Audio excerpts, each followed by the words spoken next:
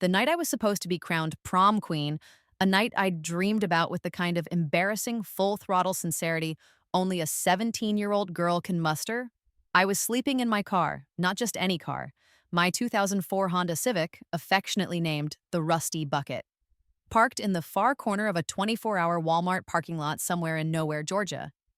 My mascara-stained, ridiculously expensive prom dress, a sea of midnight blue tulle, was crumpled in the back seat like a discarded dream. My head was propped against a rolled-up hoodie, the stale smell of gasoline and old French fries my unfortunate aromatherapy.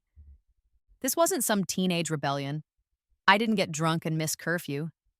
This was a calculated assassination of my life, and the killer was my own sister. My perfect, brilliant, golden child sister, Sophia. You see, Sophia didn't just steal my prom ticket, which would have been petty and sisterly in a normal, dysfunctional family kind of way. No, she orchestrated a months-long campaign of terror that would make a Machiavellian prince take notes. It started small, my homework going missing. Rumors spreading through school like a virus, each one painting me as more unhinged than the last. My friends started looking at me sideways, then not at all. My grades, once my ticket out of our small town, plummeted. Sophia was always there, of course, a comforting arm around our parents' shoulders. "I'm so worried about Maya," she'd say, her voice dripping with fake concern. "She's just not herself." The final blow, the masterstroke of her evil little plan, was convincing our parents I was a danger to myself, that I was mentally unstable and needed to be sent to a residential facility for troubled teens, a place that sounded more like a prison than a path to wellness. They'd already packed my bags, so I ran. I grabbed the three things that were truly mine: my beat-up acoustic guitar, the $800 I'd saved from my coffee shop job, and the Rusty Bucket. I left a note that probably made me sound exactly as crazy as Sophia wanted them to believe, and hit the road. As I sat there, the fluorescent glow of the Walmart sign my only nightlight, my phone buzzed. It was a text from Chloe, my last remaining friend, a digital lifeline. I almost ignored it, figuring it was another pity-filled "Are you okay?" But I opened it anyway. "OMG, Maya, you're not going to believe this. Sophia just announced it at the after party. She's pregnant with Liam's baby." Liam, my boyfriend of 2 years. The guy I was supposed to be dancing with under a sky of crepe paper stars. It all clicked into place with a nauseating thud. The sabotage, the lies, the instability. It wasn't about a stupid plastic crown. It was about damage control. Sophia, the perfect daughter, couldn't have a scandal. She needed to be the hero who saved her troubled sister, the grieving girlfriend whose boyfriend had cheated, the tragic figure who would inevitably lose the baby due to stress. She didn't just steal my night, she stole my entire life to use as a cover for her own. And as the sun started to rise over the Walmart roof, casting a sickly yellow light on my tear-streaked face, I knew one thing for sure. I wasn't just running away. I was running toward a reckoning. The first few weeks were a special kind of hell, a cocktail of freedom and fear with a heavy pour of ramen noodles that tasted like despair. My life became a series of parking lots. Walmart, Cracker Barrel, the occasional quiet suburban street where I'd park under a big tree and pray no one called the cops. I learned to sleep sitting up, my guitar my only passenger. Some nights, the loneliness was a physical weight, pressing down on my chest until I couldn't breathe. I'd scroll through photos on my phone, me and Liam at homecoming, me and my old friends laughing, me and my family on vacation before the Cold War started. It felt like watching a movie about someone else's life. My $800 evaporated faster than I could have imagined. Gas, oil for the Rusty Bucket, which drank it like a frat boy drinks beer, and food that didn't come from a vending machine. I started busking. My first time, outside a trendy coffee shop in Asheville, my hands shook so badly I could barely form a G chord. I squeezed my eyes shut and played the first song I'd written since leaving, a raw, angry ballad about a girl with a stolen crown and a shattered heart. When I opened them, my open guitar case held a crumpled $5 bill and about 75 cents in loose change. It was the most beautiful sight I'd ever seen. I followed the interstate south, chasing warmer weather, my journey soundtracked by the songs I was writing on gas station napkins and the back of old receipts. They were my therapy, my diary, my only companions. They were angry, sad, and a little bit hopeful. They were the truest things I had left. I limped into Nashville on fumes, both literally and figuratively. The rusty bucket was making a new sound, a sort of death rattle that even my non-mechanical brain knew was bad news.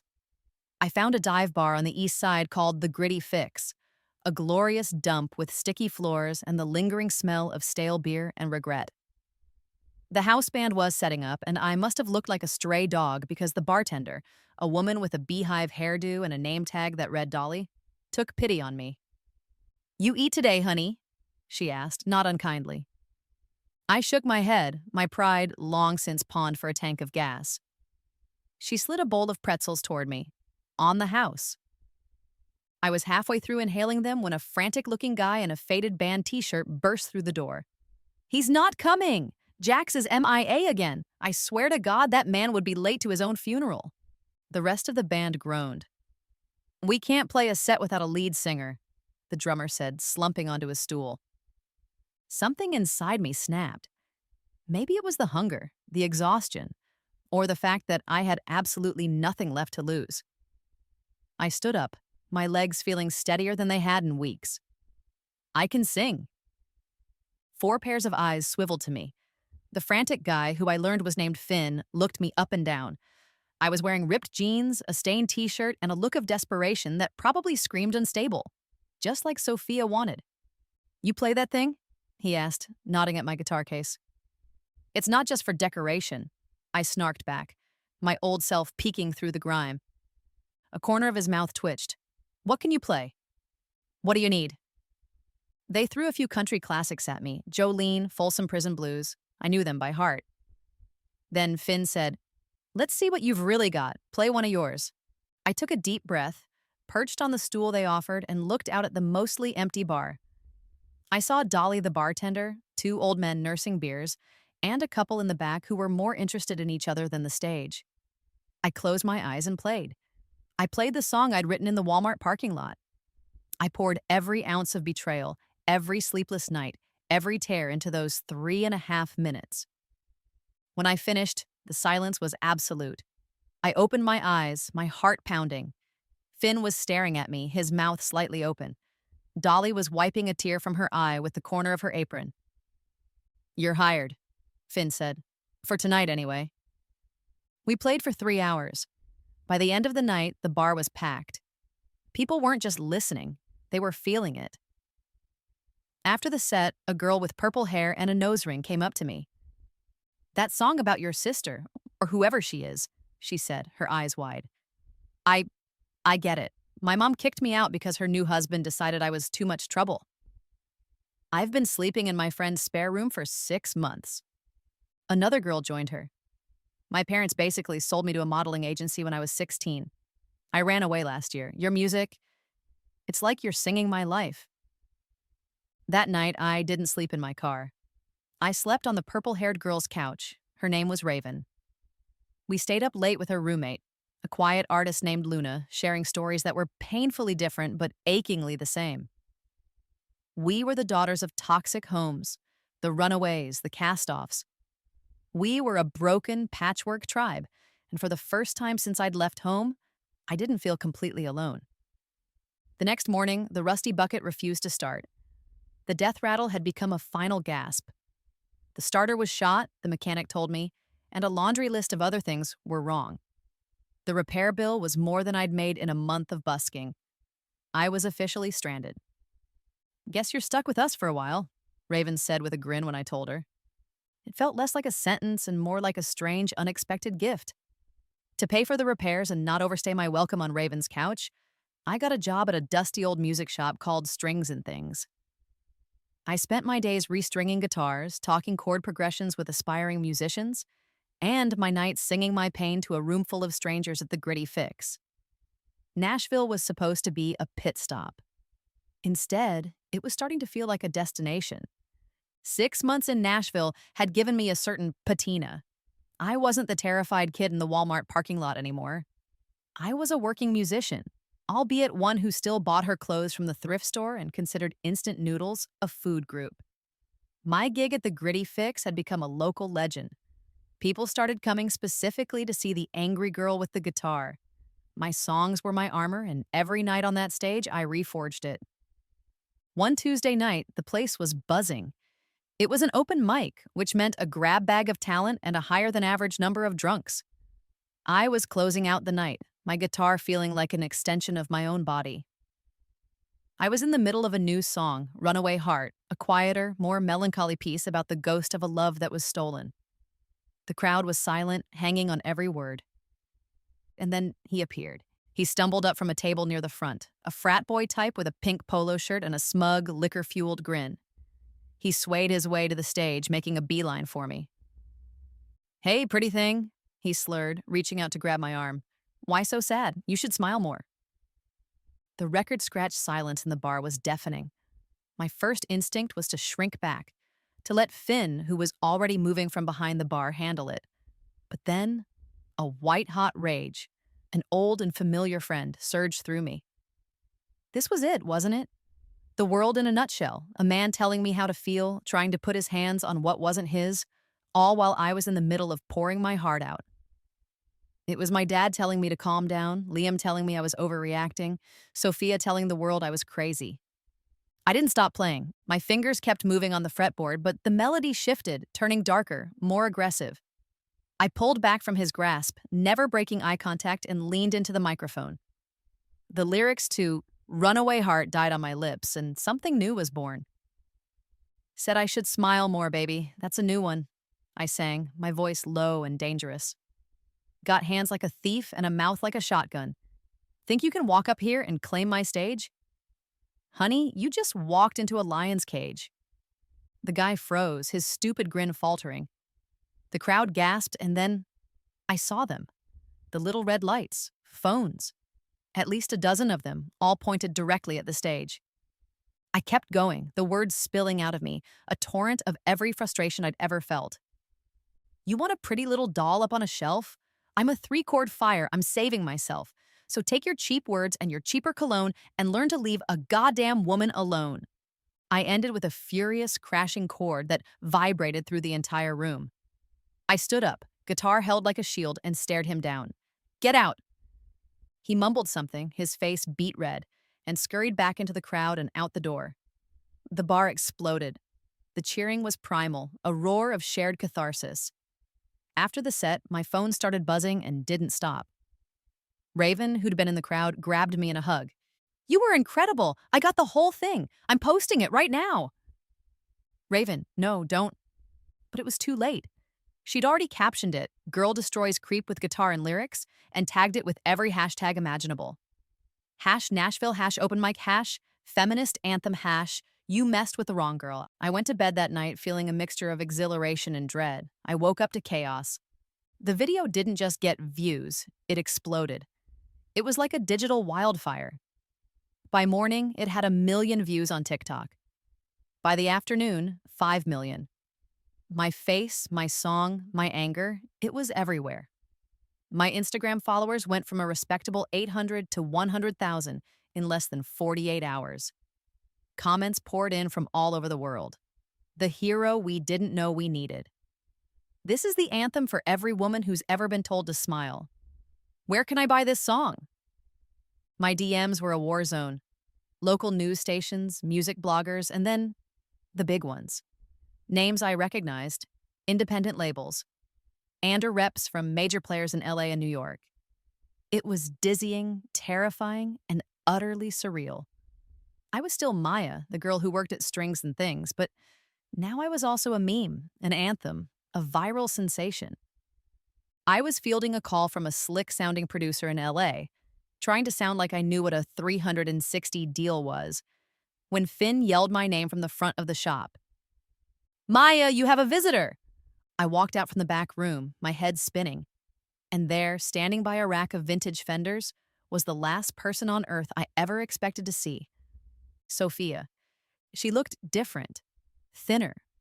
Her usually perfect hair was slightly disheveled and her eyes were red-rimmed, as if she'd been crying for days. She rushed toward me, her arms open. "Maya, oh my God, Maya, I found you!" she cried, her voice cracking with what sounded like genuine relief. "I've been searching everywhere for you. Mom and Dad are devastated. We've been so worried." I froze, my body rigid. My fight or flight response was screaming at me, but my feet were glued to the floor. This couldn't be happening. She stopped a few feet away from me, her expression a perfect mask of sorrow. "I saw the video," she whispered. "You're so talented. I always knew you were." She pressed a hand to her flat stomach, a gesture of pure theatrical grief. I I lost the baby, Maya. The stress of everything, it was all too much. I know I messed up, terribly, but I came here to make things right. Please, just let me help you."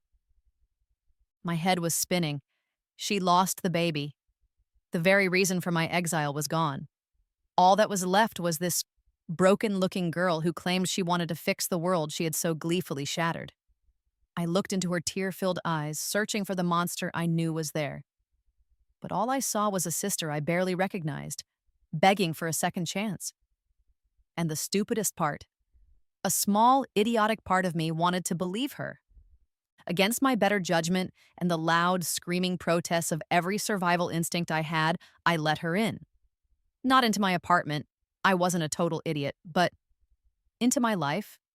Sophia, armed with a business degree and a seemingly bottomless well of remorse, moved to Nashville and transformed herself into the world's most efficient, most dedicated, most perfect manager. "You're the artist, Maya," she'd say, handing me a latte and a neatly organized folder of contracts. "Let me handle the boring stuff. I owe you that much." And she was good at it. Terrifyingly good. She got me out of my gig at the Gritty Fix and into bigger, better-paying venues. She negotiated with the independent label that had been hounding me, securing a deal that even Finn admitted was pretty damn solid. She curated my social media, turning my chaotic feed into a polished platform for Maya Rivera, the voice of a generation. She even wrote letters to our parents for me, long, heartfelt apologies that I signed without much thought, just relieved to have her handling the mess back home. It was like watching a master chess player at work, and I was her queen. It was intoxicating. For a few weeks, it actually felt good. We were sisters again, in a way we'd never been before. We'd have dinner, she'd listen to my new songs, offering surprisingly insightful feedback. She'd talk about her grief over losing the baby, and I'd feel a pang of something ugly. Guilt. Maybe I had been too hard on her. Maybe people really could change. My first single, Runaway Heart, the song I was singing the night of the incident, was professionally recorded and released. It shot up the indie charts. The viral video had given me an audience, but the music was what kept them there. I was invited to open for a rising country star. My name was on tickets, on posters.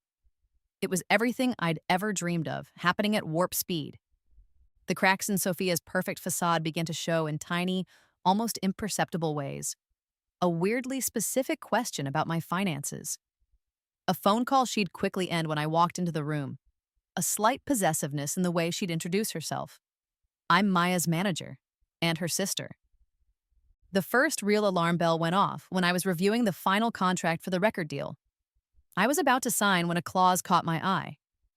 It was buried in legalese, but the gist was clear. A 25% commission on all earnings in perpetuity was to be paid not to a management company, but directly to a private account. Sophia's account.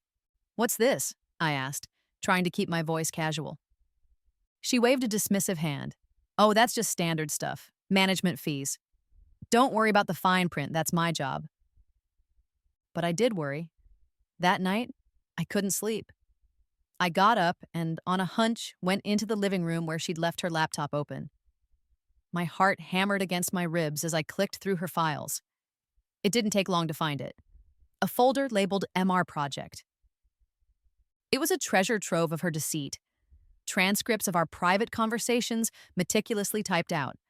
Emails to tabloid blogs, pitching sensational stories under a pseudonym.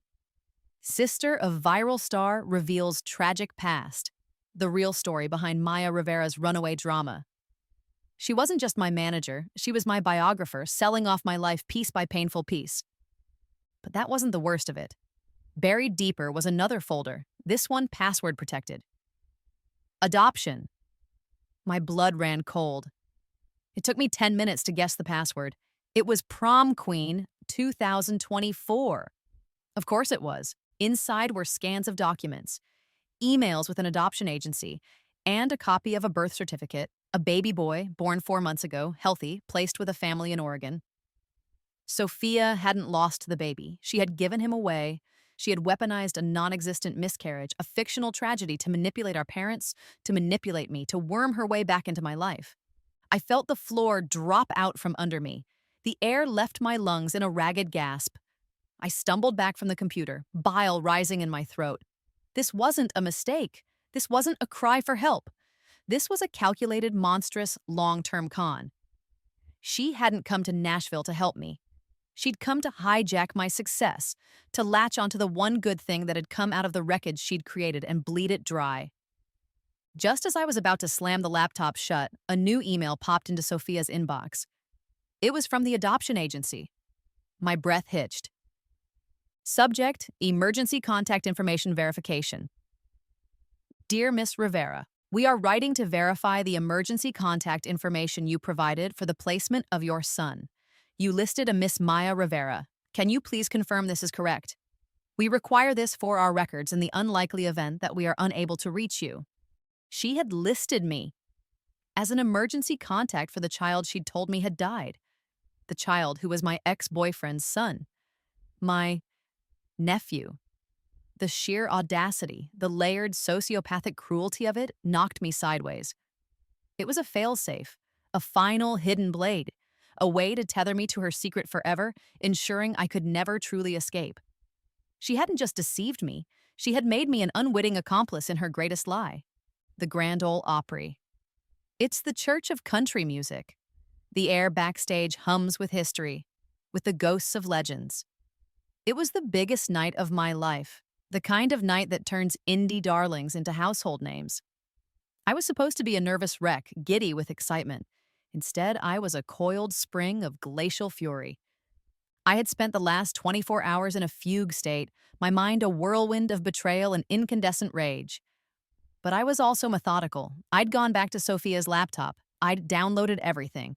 The emails, the transcripts, the adoption papers. I'd also bought a tiny, high-quality voice recorder. For the past day, every word she'd spoken to me, every lie, every piece of fake encouragement was being saved. I was building an arsenal. 10 minutes before I was due on stage, I found her in my dressing room. She was laying out my stage outfit, humming happily to herself. She looked up and gave me a brilliant, camera-ready smile. There you are, ready for the big night? You're going to kill it, Maya. I can feel it. We need to talk, I said, my voice dangerously calm. I shut the door and locked it. Her smile faltered, replaced by a flicker of confusion. What's wrong? You look pale. Are you nervous? Don't be. I handled everything. Oh, I know you did, I said, pulling my phone from my pocket. You handle everything. I pressed play. It was a recording from that morning. Her voice, syrupy sweet, filled the small room.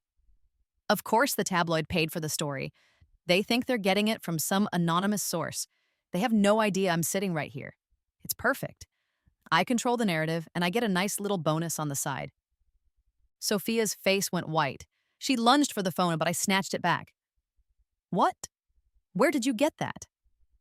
You taught me to be thorough, I said, my voice dripping with ice. I played another clip. This one was a phone call I'd overheard, her talking to, I assumed, one of her friends back home. Honestly, it's almost too easy. She's so desperate for a family, for someone to believe in her. She signs anything I put in front of her. By the time she figures out the contract details, I'll have complete creative control and a quarter of her career. It's only fair after all I've been through. Maya, stop, she pleaded, her eyes darting around the room as if looking for an escape. You're twisting my words. I was just trying to protect you. Protect me? I laughed, a harsh, ugly sound. Were you protecting me when you told Mom and Dad I was unstable? Were you protecting me when you told me you miscarried the baby you actually gave up for adoption? That was the one that broke her. Her composure shattered like cheap glass. Her face crumpled, the mask of the perfect, grieving sister dissolving into something raw and spiteful. You went through my things? She shrieked. You went through my life! I roared back, my control finally snapping. You blew it up. For what? So you could play the tragic hero? So you could avoid telling mom and dad you got knocked up by your sister's boyfriend? You don't understand, she screamed, tears of rage, not sorrow, streaming down her face. You have no idea what it was like. Everything was always so easy for you. The music, the friends, everyone loved you. You never even had to try. I had to work for every A plus, every award, every ounce of approval from them. And then you, with that stupid guitar, you could just walk into a room and own it. I was terrified they'd finally see it, that they'd see you were the special one and I was just the one who worked hard, that I'd be forgotten. It was all there, a confession born of pure distilled jealousy. Years of it, festering beneath the surface. Every act of sabotage wasn't just about her own mistakes, it was about extinguishing my light so hers could shine brighter. A sharp knock on the door made us both jump. 5 minutes, Maya, a stagehand called. Sophia looked at me, a desperate, cunning light returning to her eyes. You wouldn't, she whispered. You wouldn't throw all this away. This is your dream. My dream? I said, looking around the opulent dressing room at the life she had curated for me. My dream was to sing my songs, not to be your puppet, your cover story, your meal ticket. I unlocked the door. For a split second, I considered walking out. Walking away from the Opry, from the record deal, from all of it. But then I looked at her smug, defiant face, and I knew I couldn't. Running away was what I did last time, not anymore. You're wrong, I said softly. This isn't your stage to claim. It's mine. I walked out, leaving her standing there amidst the ruins of her lies. I walked onto that hallowed stage, the lights blinding, the roar of the crowd a physical force. I was shaking. My heart was a broken drum. But I picked up my guitar. The performance that followed was not the one I had rehearsed. It was raw, it was ragged, it was bleeding. I sang every song about betrayal, about loss, about survival. And the audience felt every single word. It was the performance of a lifetime. When I walked off stage, drenched in sweat and emotionally hollowed out, my dressing room was empty. My purse was gone. So was the briefcase containing all my important documents, my contract, my passport, my birth certificate.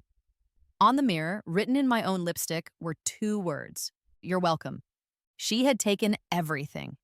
The advance from the label, the earnings from the tour, my very identity. I had the fame, the career-defining performance, but I was broke and stranded once again. The con was complete. The aftermath was a slow-motion car crash. My name was on everyone's lips, but my bank account was a ghost town.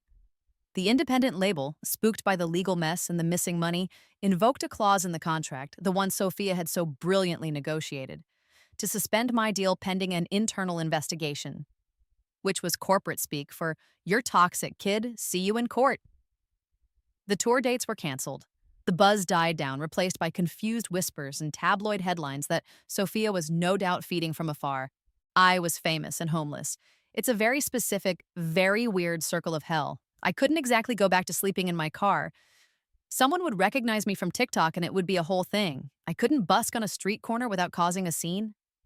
Raven and Luna let me crash on their couch again, bless their punk rock hearts, but I felt like a failure. I'd flown so close to the sun, and now here I was, back on the ground, my wings scorched, covered in the sticky residue of my sister's treachery. I started to hate my guitar. Every time I looked at it, I saw Sophia's smug face in the reflection. The songs I'd written felt tainted, part of a story she'd produced and profited from. I considered selling it, considered giving it all up and getting a job as a barista somewhere no one knew my name. I was tired. So deeply, bone-achingly tired of fighting, of looking over my shoulder, of trying to figure out who was real and who was playing an angle. This was my new rock bottom. It wasn't as lonely as the Walmart parking lot, but it was deeper, because this time, I had lost hope. One afternoon, while doom-scrolling job listings for a normal life, an email landed in my inbox. The subject line was just my name. The sender was someone I didn't recognize, Marcus Thorne. Maya, I imagine you don't know who I am. My name is Marcus Thorne. I was a music producer for 30 years, now retired. I saw your story on the news, the real story, not the tabloid garbage. The reason I'm writing is because your mother, Elizabeth, and I were very close a long time ago. before she met the man you call your father. I believe we have a lot to talk about. I'm here in Nashville, and I can help you with the legal mess and, if you still want it, your career. This isn't a business proposition, it's a family matter. I read it 3 times. A cold, creeping suspicion began to dawn. I Googled his name. Marcus Thorne, a legendary producer from the 90s, credited on dozens of Grammy-winning albums. And there, in an old magazine article, was a picture of him from 20 years ago.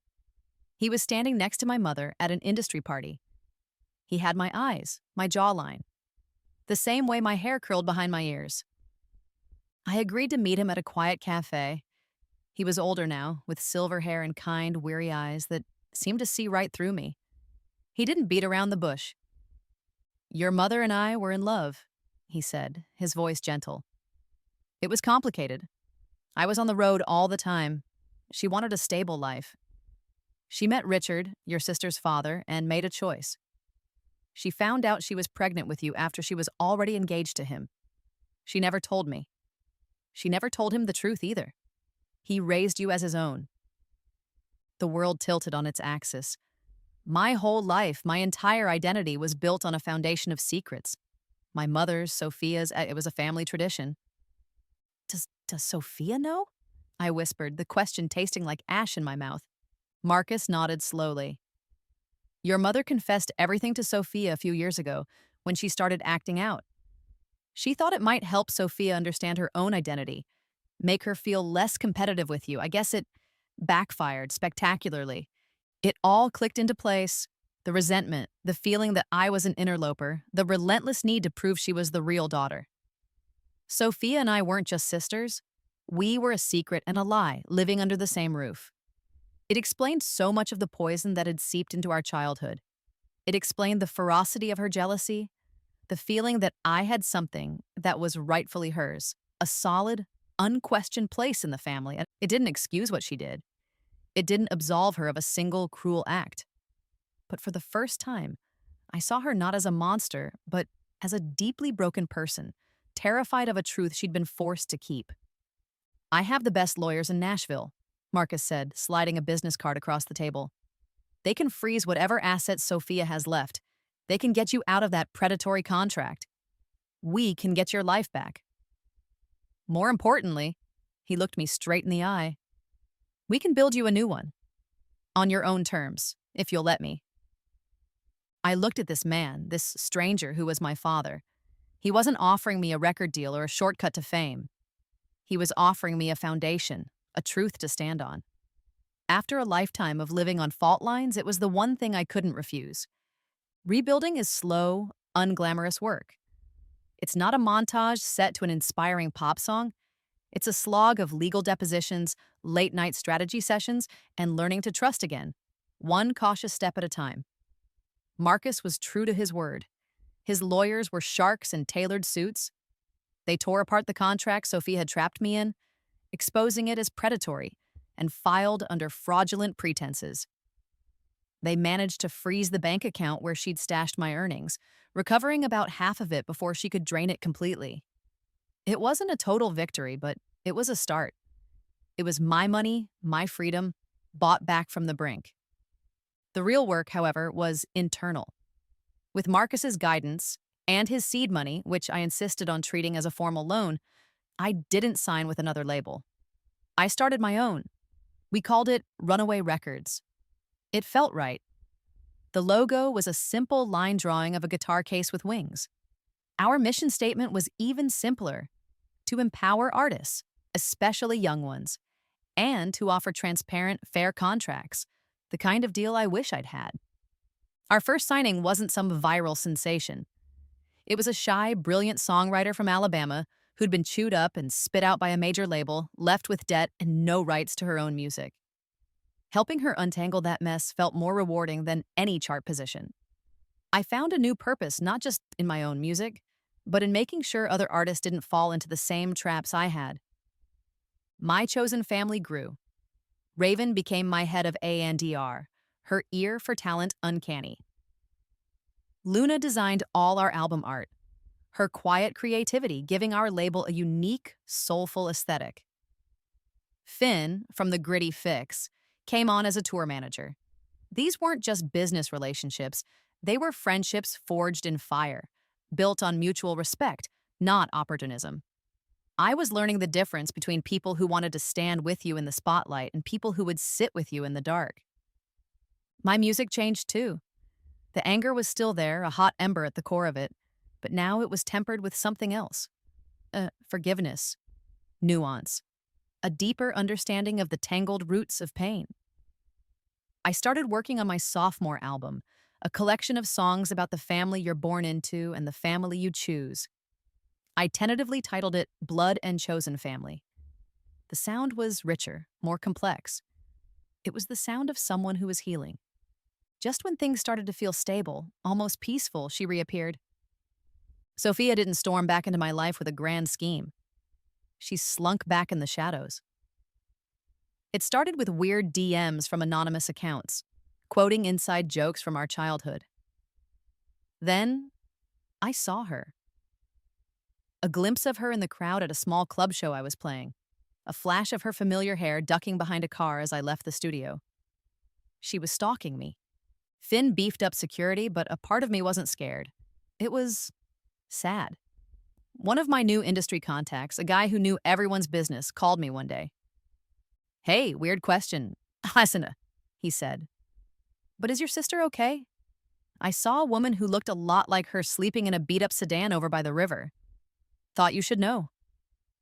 The irony was so thick I could choke on it. Sophia, the girl who had everything, the girl who sent me off to a life in a car, was now living in one herself. The money she'd stolen was likely gone, burned through, to maintain a lifestyle she couldn't sustain. Our parents, after I'd finally called them and told them the entire story, backed by evidence from Marcus, had been devastated. They'd cut her off completely, horrified by the depth of her deception. She had torched every bridge one by one until she was on an island of her own making. I drove down to the river that night, parking a street away. I saw the car, a battered old Ford, and I saw her, curled up in the driver's seat under a thin blanket, a solitary, pathetic figure illuminated by the faint glow of a streetlight. All the rage I'd held onto, all the righteous fury, flickered. It didn't disappear, but it was joined by a new, unwelcome emotion. Pity. She had tried to steal my life, and in the end, she had only managed to steal my worst nightmare and make it her own. I didn't know what to do. So I just watched for a moment, a ghost observing a ghost, before driving away. The call came at 2 a.m., the hour when only bad news travels. It was a Nashville General Hospital number. My blood went cold. My first thought irrationally flying to Marcus or Raven. But the nurse on the other end of the line didn't ask for Maya Rivera, the musician. She asked for Maya Rivera, the emergency contact. "We have your sister, Sophia Rivera, here," the voice said, calm and clinical. "She was brought in for an overdose. She's stable but unconscious. Can you come to the hospital?" I hung up the phone and sat in the silent darkness of my apartment, the city lights twinkling obliviously outside my window. This was it. The final twisted tether. The emergency contact information she'd put on that adoption form, the last little bit of shrapnel from her life's explosion, had found its target. I could ignore it. I could change my number, tell the hospital I wasn't her sister, and walk away. Lord knows I had every right to. I could leave her to wake up alone, just as she had left me alone so many times. It was what she deserved. But as I sat there, the choice felt less like one between revenge and mercy, and more like one between who I used to be and who I was trying to become. I got dressed and drove to the hospital. The sterile smell of antiseptic, the quiet beeps of machines. It was an environment designed for crisis. I found her room. She looked small in the hospital bed, washed out under the fluorescent lights. The spite and cunning were gone from her face, replaced by a deep, hollowed-out exhaustion. An IV dripped fluid into her arm. For the first time, her vulnerability felt real, not a performance. This wasn't a manipulation. This was a bottom. I sat in the uncomfortable vinyl chair by her bedside for hours, just watching her breathe. I thought about the little girl who taught me how to ride a bike. I thought about the teenager who meticulously destroyed my reputation. I thought about the woman who stalked me from the shadows. They were all the same person, and I was the person who had to decide what to do with her. She woke up just as the sun was starting to cast a gray light into the room. Her eyes fluttered open, confused at first. Then they landed on me. A flicker of the old fear crossed her face, as if she expected me to yell, to gloat. I just waited. Tears welled in her eyes and spilled onto the pillow. They weren't the crocodile tears I'd seen so many times before. They were silent, exhausted tears of utter defeat. "Why are you here?" she rasped, her voice raw. "You listed me," I said simply. That seemed to break something in her. The truth, the real truth, finally came out. Not in a torrent of excuses, but in a quiet, halting confession. "I was so jealous," she whispered, staring at the ceiling. "From the moment Mom told me about Marcus, I felt like an imposter in my own family. You were the legacy, the special one. I was just the placeholder. Everything I did, every success, I felt like I had to scream it from the rooftops just to be seen. And you just had to pick up a guitar." She confessed everything: the lies, the sabotage, selling the stories, stealing the money. She didn't dress it up. She didn't ask for pity. She just laid the ugly, unvarnished facts between us in the sterile air of that hospital room. "I wanted your life, Maya," she said, finally looking at me. "And when I couldn't have it, I tried to take it. And when I couldn't take it, I tried to ruin it. I ruined my own instead." She took a shaky breath. "I don't expect you to forgive me. I wouldn't." And in that moment, I made my choice. It wasn't about her. It was about me. Holding onto the rage was like drinking poison and waiting for her to die. It was a weight, and I was done carrying it. "I'm not going to let you die," I said, my voice steady. "And I'm not going to let you destroy yourself. But this is the end of the line." I laid out my terms. Compassion, not reunion. I would help her. I would pay for a good rehab facility. I would help her find a place to live when she got out. But we would not be sisters in the way we were before. The trust was gone forever, and I would not pretend otherwise. The boundaries would be walls of steel. "There's one more thing," I said, my voice firm. "My help comes with one condition, one non-negotiable thing. You have to make it right. You're going to call Mom and Dad, and you're going to tell them the truth, all of it. And you're going to issue a public statement, taking responsibility for the lies you sold to the press and the money you stole from me. You have to clean up the mess you made." She looked at me, her eyes wide. It was the hardest thing I could have asked of her. Not for money, not for an apology to me, but for public accountability. For her to dismantle the last remaining pieces of her carefully constructed image of perfection. She closed her eyes for a long moment. When she opened them, she gave a single, slow nod. "Okay." It wasn't forgiveness in the storybook sense. It was a truce, a settlement, a decision to choose healing over hate, without ever forgetting the scars. A year can change everything. 1 year after that bleak hospital room, I was standing backstage, the roar of a sold-out arena shaking the floor beneath my feet. It was the last night of my first national headlining tour. My album, Blood and Chosen Family, had gone platinum. Runaway Records was thriving, a small but mighty force for good in an industry that desperately needed one. And the show was in my hometown. I hadn't been back to perform here since I'd fled in the rusty bucket. The thought of it used to fill me with dread, but tonight it felt like closing a circle. I peered through the curtain. In the third row, I saw them. My mom, my dad, Richard, and Marcus, all sitting together. It wasn't perfect. It was still awkward, a family photo being retaken after the original was torn to pieces. But they were here. They were trying. The healing was slow, cautious, but it was real. As the house lights went down, I saw another figure slip into a seat at the very back of the arena. It was Sophia. She wasn't hiding. She wasn't trying to get backstage. She was just there, a concert goer who had bought a ticket like everyone else. She had kept her promise. Her public statement had been a quiet bombshell, clearing my name legally and professionally. The rehab had been brutal, but she'd stuck with it. Now she was living in a small apartment 2 towns over, working as a counselor in training at a facility for troubled teens. She was using the ugliest parts of her own story, the pressure, the jealousy, the competition, to help kids who were struggling with the same demons. She was, in her own quiet way, making amends. We texted sometimes, simple surface level things. How are you? The new single sounds great. It was enough. That night, I played the show of my life.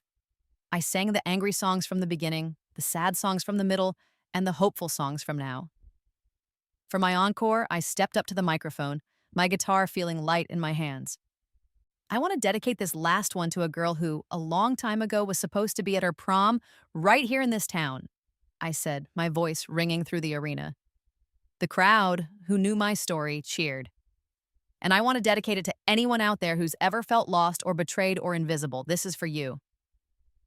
I played Runaway Heart, but it sounded different now. It wasn't just a song of pain anymore. It was a song of survival, a testament. From the back of the arena, I could just make out Sophia's silhouette. She wasn't crying or trying to get my attention. She was just listening.